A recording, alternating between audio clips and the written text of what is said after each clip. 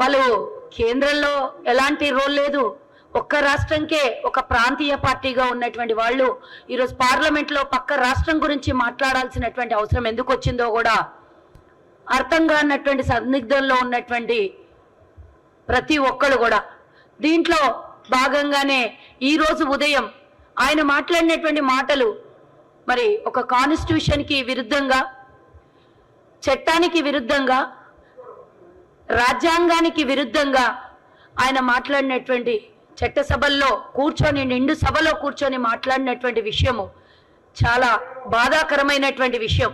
ఈరోజు తెలంగాణ ప్రజలందరూ దీన్ని గమనిస్తున్నారు.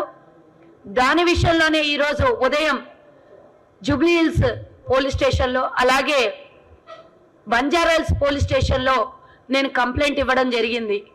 మరి ఆయన పార్లమెంట్లో మాట్లాడినటువంటి మాటలు ఏమంటే, తెలంగాణ 3 నెలల్లో ప్రభుత్వం కూలిపోతుంది అని మాట్లాడినటువంటి మాటలు ఒక బాధాకరమైనటువంటి విషయమైనా చాలా కోపంతో ఈరోజు ఆయన మాట్లాడినటువంటి మాటలకి ప్రతి ఒక్కళ్ళు కూడా తెలంగాణ ప్రజలు ఆవేశంలో ఉన్నారు. అసలు ఎందుకు మాట్లాడాల్సి వచ్చింది ఈ విషయం అని చాలామంది ఆలోచిస్తున్నారు. కానీ దీని వెనకాల పెద్ద కుట్రే దాగి ఉన్నదని ప్రతి ఒక్కళ్ళకి అనుమానం ఉన్నది. గతంలో చూసుకున్నాం మనం, 2019లో ఎన్నికలు జరిగినప్పుడు జగన్మోహన్ రెడ్డికి కేసీఆర్ ఫండింగ్ చేసిండని ఓపెన్ సీక్రెట్ ప్రతి ఒక్కళ్ళు మాట్లాడుకున్నారు. మరి అందులో భాగంగానే 2023లో మొన్న జరిగినటువంటి అసెంబ్లీ ఎన్నికలు తెలంగాణలో జగన్మోహన్ రెడ్డి కేసీఆర్కి ఫండింగ్ చేసిండనే విషయం ఆ నోట ఈ నోట అందరు మాట్లాడుకున్నటువంటి విషయం. మరి వీళ్ళిద్దరికీ ఆర్థిక సంబంధాలు, రాజకీయ సంబంధాలు ఈ విధంగా ఉండడం వల్లనే ఈరోజు విజయసాయి రెడ్డి పార్లమెంటులో తనకు సంబంధం లేని విషయమైనా సరే చర్చించాడు, మాట్లాడాడు అని అంటే చాలా శోచనీయం. దీన్ని చూస్తూ ఉన్నటువంటి పార్లమెంట్ స్పీకర్ అయినా సరే, పార్లమెంట్ కేంద్రంలో ఉన్నటువంటి అధికార పార్టీ బీజేపీ పార్టీ అయినా సరే, గతంలో మనం రాహుల్ గాంధీ గారిని అమానుషంగా సస్పెండ్ చేయడం చూసిండ్రు. అకారణంగా మరి వారి నివాసాన్ని కూడా ఖాళీ చేయడం మనం చూసాం. మరి ఏ కారణం లేకుండా రాహుల్ గాంధీ గారిని సస్పెండ్ చేసినప్పుడు ఈరోజు చట్టానికి విరుద్ధంగా, రాజ్యాంగానికి విరుద్ధంగా ఒక ప్రభుత్వం కూలిపోతుంది అని మాట్లాడినటువంటి సాయి రెడ్డిని ఎందుకు నిన్న పార్లమెంటులో సస్పెండ్ చేయలేదు, ఆయన మీద కేసు నమోదు చేయలేదు, వారి పార్టీ మీద ఎందుకు కేసులు పెట్టలేదు పార్లమెంటు అనేది క్వశ్చన్ రేస్ అవుతుంది. మరి వీళ్ళు ముగ్గురు కలిపి ఒక కూటమిగా అంతర్గతంగా ఒక మాఫియా, రాజకీయ మాఫియా నడిపిస్తున్నారు అనడంలో ఎలాంటి శోచనీయం లేదు. ఎందుకంటే మనం చూసుకున్నాం, అన్ని రాష్ట్రాల్లో ప్రభుత్వాన్ని కూల్చేయడానికి ప్రయత్నం చేసిన సందర్భంలో బీజేపీ పార్టీ మొన్నటికి మొన్న మరి జార్ఖండ్లో హేమంత్ సోరెన్ని అరెస్ట్ చేసినటువంటి విషయం మనం చూసినాం. కాంగ్రెస్ కొల్యూషన్ గవర్నమెంట్ ఎక్కడున్నా కూడా అక్కడ పడేసే ప్రయత్నంలో 12 రాష్ట్రాలని కూల్చేశారు. కానీ గతంలో బీఆర్ఎస్ మీద ఎన్నో నిందలు మోపినటువంటి బీజేపీ పార్టీ ఒక్కటంటే ఒక్కటి కూడా వాళ్ళ మీద కంప్లైంట్ ఇవ్వలేదు, వాళ్ళ మీద ఎలాంటి నోటీసులు జారీ చేయలేదు, వాళ్ళ మీద విచారణకు ఆదేశాలు కూడా ఇవ్వలేదు. అలాంటప్పుడు కేసీఆర్కి ఈరోజు తెలంగాణలో ప్రభుత్వం ఏర్పడగానే కాంగ్రెస్ ప్రభుత్వము మరి వాళ్ళు చేసినటువంటి అవినీతి, గత ప్రభుత్వం చేసినటువంటి అవినీతిని ఒక్కొక్కటి వెలుగులోకి తీసుకొని వస్తుంది. మరి 9.5 సంవత్సరాలు బీఆర్ఎస్ చేసినటువంటి అవినీతిని బయటికి తీస్తుంది. ఇదే బీజేపీ చూస్తూ చోద్యం చూస్తూ 10 ఏళ్లు కాలయాపన చేసింది. మరి ఇలాంటి సమయంలో ఈరోజు వాళ్ళకి సపోర్ట్ చెయ్యరు అని ఎందుకు అనుకోవాలి? డెఫినెట్గా వాళ్ళు 12 రాష్ట్రాలని కూల్చేటప్పుడు ఆ డిఎన్ఏ వీళ్ళ లోపల జర్రింటది, ఆ అంటువ్యాధి వీళ్ళకు కూడా అంటించి ఉంటారు. కాబట్టి ఇంత పెద్ద సాహసం చేసి విజయసాయి రెడ్డి పార్లమెంట్లో మాట్లాడాడు అని అంటే, ఈరోజు తెలంగాణలో పూర్తి మెజార్టీతో కాంగ్రెస్ ప్రభుత్వం ఏర్పడినా కూడా మాటి మాటికి గెలిచిన వారం రోజులు కూడా కాకముందే ఇటు బీజేపీ పార్టీ అటు బీఆర్ఎస్ పార్టీ ప్రతిరోజు కొద్ది రోజుల్లో ప్రభుత్వం పడిపోతుందని ఎన్నోసార్లు తెలంగాణ ప్రజలు ఇచ్చినటువంటి మ్యాండేట్ ని అవమానించి అవమానకరంగా మాట్లాడారు. మరి మీరు గతంలో 2014లో 62 సీట్లు వస్తే ఎవరు కూడా మీరు కూలిపోతుంది, ప్రభుత్వం పడిపోతుందని గతంలో మేము ప్రతిపక్షంలో ఉంటే ఎన్నడూ కూడా అల్లేదు. ప్రతిపక్ష హోదా మమ్మల్ని ప్రజలు కల్పించారు, కూర్చొని మేము ప్రశ్నిస్తాం, మేము చర్చలు చేస్తామన్నాను తప్పించి ప్రభుత్వాన్ని పడగొడతామని ఎన్నడూ కూడా మాట్లాడలేదు.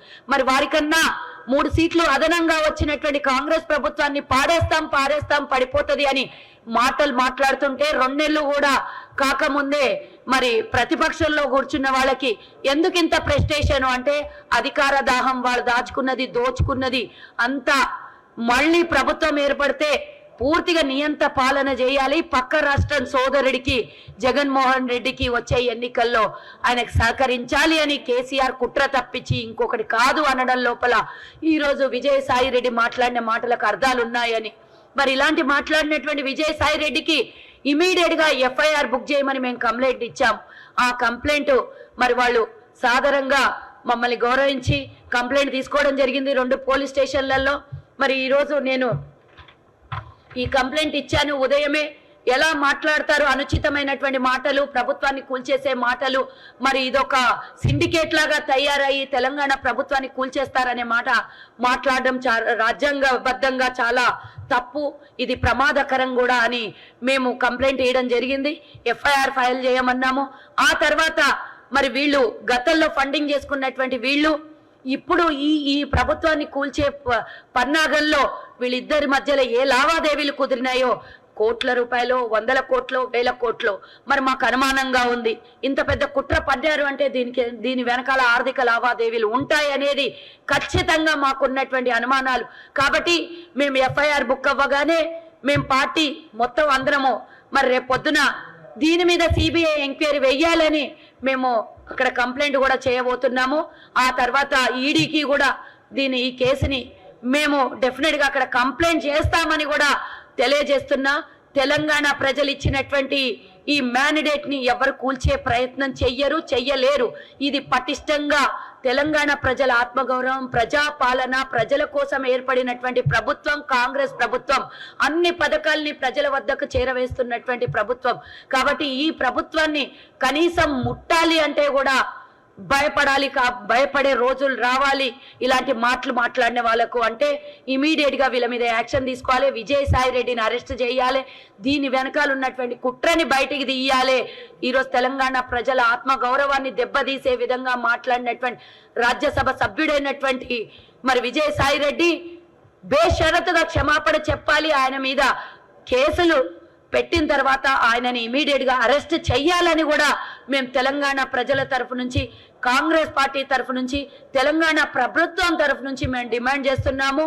ఇలా ఒక్కళ్ళు తప్పు చేసినటువంటి వ్యక్తులకు శిక్షలు పడితే మళ్ళా ఇంకెవ్వరూ కూడా సాహసం చెయ్యరు అనే దాని మీద మేము ఈరోజు కాంగ్రెస్ పార్టీ కేసు పెట్టడం జరిగింది. కాబట్టి మాకు నమ్మకం ఉంది. పోలీస్ స్టేషన్లు అంటే మాకు నిజమైన వాస్తవాల మీద నమ్మకం ఉంది. కాబట్టి మేము పోలీసులను నమ్మాము, కంప్లైంట్ చేశాము. అది కూడా పార్లమెంట్ లో ఉన్నటువంటి చట్టం సపరేట్ గా ఉంటది. అక్కడ కూడా పోలీసులు ఉంటారు. కాబట్టి వీళ్ళు ఇక్కడి నుంచి అక్కడ ఇన్స్ట్రక్షన్స్ ఇమీడియట్ గా పంపించాలి పార్లమెంట్ కి. అక్కడ పార్లమెంట్ లో కూడా వీళ్ళ మీద యాక్షన్ తీసుకొని సస్పెండ్ చేసి అరెస్ట్ చేయాలని మేము డిమాండ్ చేస్తున్నాము. ఈ మెసేజ్ ని మీడియా సోదరులారా దయచేసి తెలంగాణ ప్రజలకు అందరికీ చేరవేయాలి. ఎందుకంటే వాళ్ళు ఇచ్చిన తీర్పు ఈరోజు ప్రభుత్వం తెలంగాణలో ఉన్నటువంటి కాంగ్రెస్ ప్రభుత్వం.